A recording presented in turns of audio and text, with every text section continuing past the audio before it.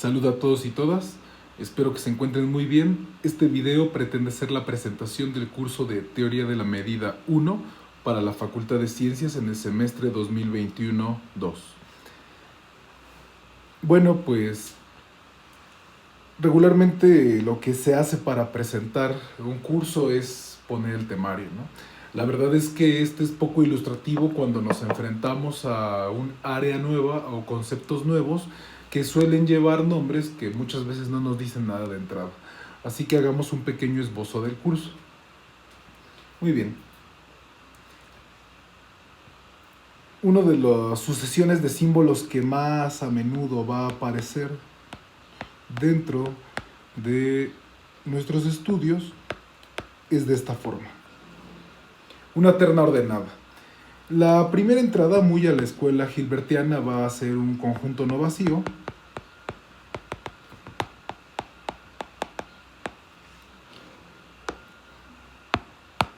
La segunda entrada va a guardar una relación estricta con la potencia de todo el conjunto. No solo va a ser un subconjunto, sino que además va a ser una de estas llamadas sigmas álgebras. Eso quiere decir que hereda cierta estructura algebraica. Se estudiará a fondo y con calma para que nos quede a todos y todas muy claro, ¿no? Y el tercer objeto es una función reevaluada que a cada objeto en el sigma álgebra o en la sigma álgebra, le asigna o bien un real no negativo o la lemniscata, ¿no? el infinito. Y se le impone un axioma a mu, que precisamente es que si AN son una sucesión de subconjuntos de X. De hecho, para ser muy exactos, habría que pedirlos en la sigma álgebra.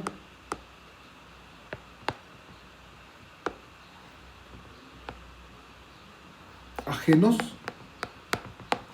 Entonces, la medida de toda la unión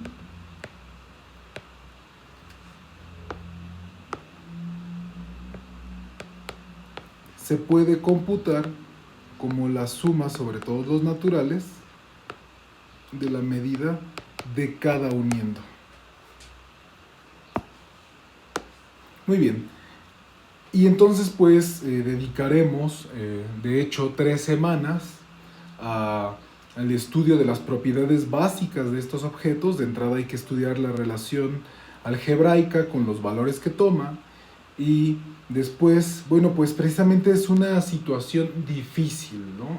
No es trivial que existan las medidas, ¿no? De hecho, ha habido grandes problemas en el análisis, como el de von Neumann o el de Maharam, ¿no? que se han dedicado a exclusivamente estudiar condiciones para que se puedan dar medidas o submedidas con ciertas propiedades. Entonces, precisamente, aquí uno de los rasgos importantes es estudiar las medidas exteriores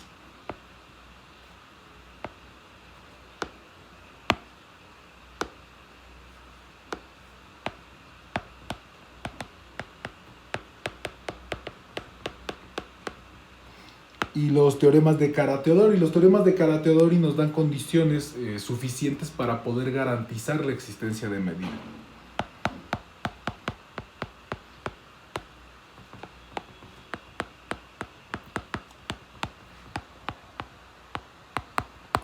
Muy bien, y por supuesto que con estos vamos a construir la medida de Lebesgue.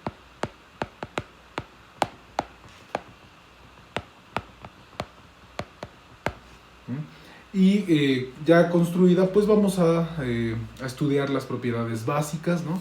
De hecho, vamos a estudiar una cosa que es sumamente importante, y es que vamos a ver, por ejemplo, que el axioma de elección implica que existen conjuntos que no son Lebesgue medibles. ¿Qué significa eso? La medida de Lebesgue va a inducir una sigma álgebra un poco más grande que la sigma álgebra donde la definimos, y precisamente lo que vamos a ver es que hay conjuntos de reales que se salen aún de esa sigma álgebra más grande, ¿no? Ahí es donde tiene que ver el famosísimo Vitalim, ¿vale? Muy bien. Y con esto terminaríamos esa parte del concepto de medida, ¿no? Ahora se quiere avanzar y precisamente el tema natural, ¿verdad? Después de ver este concepto es precisamente el tema de la integración, ¿no? Entonces, así como se ha dicho, dado uno de estas ternas ordenadas, ¿no? Ahora vamos a querer integrar funciones que tomen como dominio esta X y como contradominio los reales, ¿no? Precisamente se va a tratar de hacer una generalización, o se hará una generalización de la integral de Riemann, pero ahora con la herramienta de medida que estamos induciendo, ¿no? Entonces, pues vamos a definir este objeto, ¿no? La integral de la función f respecto a la medida mu. Y por supuesto que vamos a estudiar sus características básicas, sus propiedades principales y cómo se relacionan con otras cosas. Y más adelante la vamos a usar con otros objetivos, como construir espacios de Banach, ¿no? Muy bien. Aquí, por ejemplo, una de las cosas que vamos a ver son los teoremas de convergencia. Y nos interesa también estudiarla en un ambiente abstracto, porque esta herramienta, precisamente la integral así abstracta, la vamos a usar en el penúltimo tema, que es el teorema de Radon-Nikodym, ¿no? Vamos a hablar de él. No es el tema que sigue en el temario, pero es lo natural de explicar ahora, ¿no? ¿Qué nos dice el teorema de Radon-Nikodym? Bueno, aquí el asunto en general es que vamos a tener dos de estas cosas, y lo que va a cambiar precisamente es la medida, ¿no? En un lado tendremos una mu y en otro lado tendremos la lambda. Entonces la pregunta natural es, ¿hay alguna relación entre estas dos? Si tienen alguna relación, ¿me puedo expresar uno en torno de la otra? Y precisamente el teorema generalizado de Radon-Nikodym habla de esto, ¿no? Dice que cuando una medida es absolutamente continua respecto a la otra, esto lo podemos entender a través de la relación de los conjuntos que tienen medida cero, de uno están contenidos en la otra. Esto es equivalente a que exista una función del espacio X en los reales. Va a tener ciertas propiedades, por el momento no me quiero meter en eso. ¿Y qué es lo que va a ocurrir aquí? Pues precisamente la medida en un conjunto E, la medida lambda en un conjunto E, va a coincidir exactamente con la integral sobre este conjunto E de nuestra función f, pero respecto a la medida mu. Y pues precisamente aquí a esta f algunos le suelen llamar la derivada de Radon-Nikodym. Es un teorema muy bonito y pues vamos a estudiar con profundidad la prueba. Y ahora sí, regresando, ¿no?, el paso que nos saltamos en el temario, esto de medidas y submedidas para la producción de objetos. Bueno, en el análisis hay unos objetos sumamente importantes, ¿no? Precisamente son estos los llamados espacios LP, ¿no? ¿Y cómo trabajan estos espacios? Bueno, puede ser así, LP o LPX. Ya depende aquí la literatura y la notación, ¿no? Generalmente se trabajan sobre los reales, ¿no? Si tienes la medida de Lebesgue sobre Rn, y tenemos un subconjunto en el sigma, pues precisamente se puede definir el LP de este X, ¿no? Y la definición es un poco fuerte, un poco engorrosa, porque hay que hacer primero unas clases de equivalencia. Por eso en el temario pueden ver que el E1 habla de relaciones de equivalencia. Hay que hacer relaciones de equivalencia entre funciones, ¿no? Y precisamente, ¿no?, lo importante aquí es la norma, ¿no?, para una función. O sea, si tenemos una función de estas que tendrán características especiales, se le puede asignar una norma que depende de este número P. ¿Y cómo va a ser? Bueno, pues será la raíz pésima de la integral sobre X de la función f respecto a la medida mu. Y entonces precisamente esta norma nos va a inducir un espacio de Banach que es sumamente importante en el análisis. Vamos a estudiar nosotros lo que corresponde solamente al curso de medida, y ya, ahora sí, para finalizar, pues vendría un poco de artillería para poder interactuar con otras áreas de la matemática, ¿no? En este caso, sería justo la parte última del temario, lo de las estructuras Borel.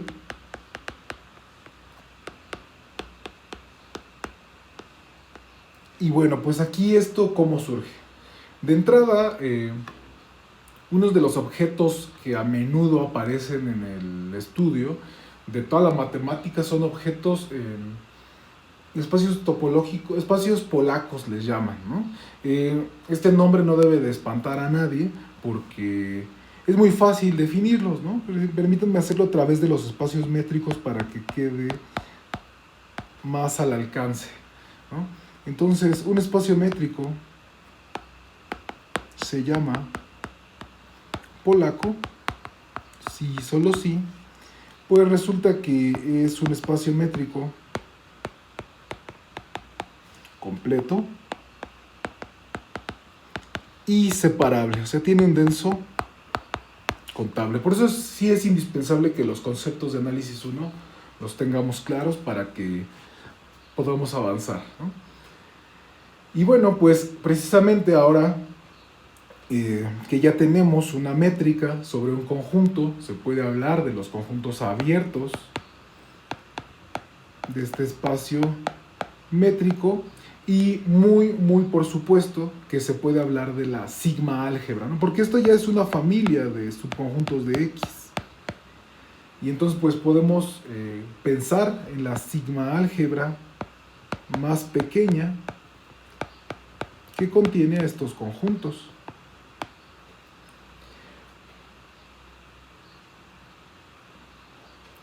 Y entonces precisamente estos son los llamados Borel.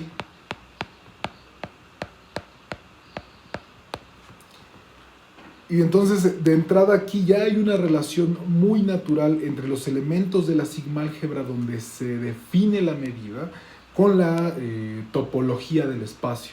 Entonces esto nos abre la puerta a un estudio muy grande, ¿no? Dentro de ellos las medidas regulares de Radon, donde precisamente van a ser aproximables, es decir, nosotros queremos saber la medida de un conjunto y entonces pues podemos aproximarnos a ella a través de conjuntos de cierta forma específica, como cerrados o como abiertos, etc., ¿no?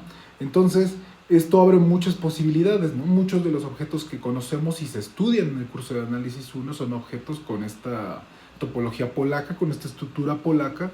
Entonces, pues, un problema interesante, ¿no?, es estudiarlos a través de la teoría de la medida. Entonces, aquí vamos de nuevo, ¿no?, cuando esto es polaco, vamos a estudiar precisamente este caso. Es a lo que Greg le llama en su libro, pues, los espacios Borel estándar de medida, ¿no?, o espacios Borel estándar de probabilidad. Y entonces comienza a haber un refinamiento del estudio del concepto de medida pero ahora a través de la estructura métrica y topológica. Y bueno, pues esto va a desencaminar en algunos ejemplos, ¿no? Los ejemplos pues ya van a ser una exposición para que, de mi parte, para que vean lo que se puede abordar después. Ya no va a tener valor, ¿no? En la evaluación, pues es nada más para nutritivo para los que se inscriban en el curso o los que nos quieran acompañar también. Bueno, pues esto sería el recorrido sobre el contenido. Ahora hay una parte importante también, que es la bibliografía. Lo tengo por aquí, quiero hablar de ella muy rápido. Nos vamos a basar centralmente, me parece que en 4 libros, ¿no? El primero de ellos son las notas de Hort.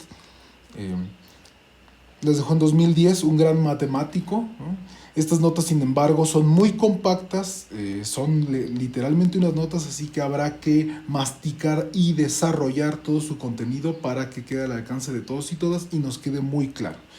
Para ello es que nos vamos a basar en la demás literatura. El primer apoyo que vamos a tener es Salamon, ¿no?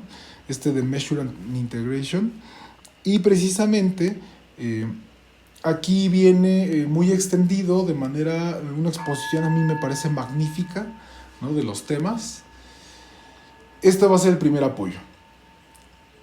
El segundo apoyo va a ser este libro clásico, de hecho fue el libro con el que se dio análisis matemático.